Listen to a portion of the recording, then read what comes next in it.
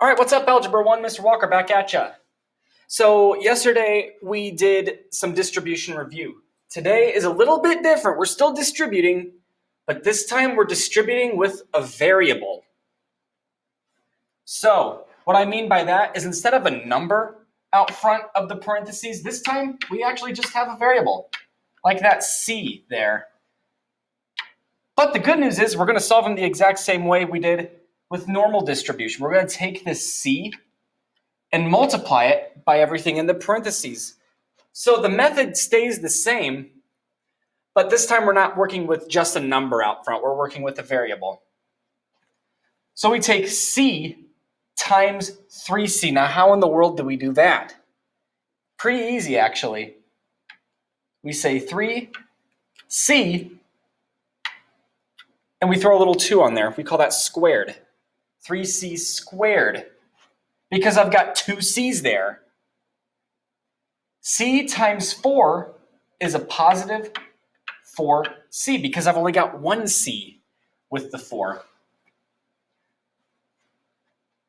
And there is the answer. That's all we're doing. Let's take a look at this other example here.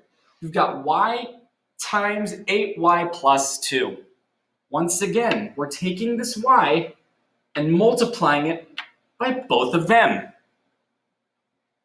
So y times 8y, just like the first one, I'm going to have an 8y squared. That little 2 goes with the y because I've got two y's. Now I've got y times 2. That's a positive 2y because that's how many y's I've got with the 2, just one of them. Now let's move on to the next slide. Same type of deal here. R times 6r minus 9. Let's choose purple. Take this r, multiply it by both of them.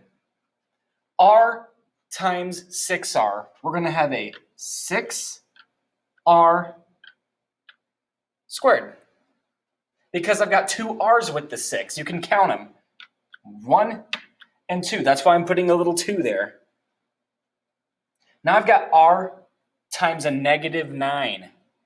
That tells me minus 9r. And now I've only got one r, so that's why I don't have a little 2 right by that 9r. And there's my answer. I believe this is the last one for us, but don't let me get ahead of myself quick. We've got p times 5p minus 8. P times 5p, that gets me 5p, and count them if you're ever confused. I've got one p, and I've got two p's, so that little 2 goes with that 5p. 5p squared, we call that. P times negative 8. I've got a minus 8p. And I've only got one p there. And there we go. All right, I'm going to jump ahead to the next slide here because that might be for tomorrow. And it is. This stuff is for tomorrow. So this is a sneak preview. If you want to try it, you certainly can. Otherwise, you don't have to. This is the only thing that we're going to do for today. So hopefully this helps you study. Keep an eyeball out on Classroom. There should be an assignment or two coming your way pretty soon. Thank you guys for watching. We'll see you next time.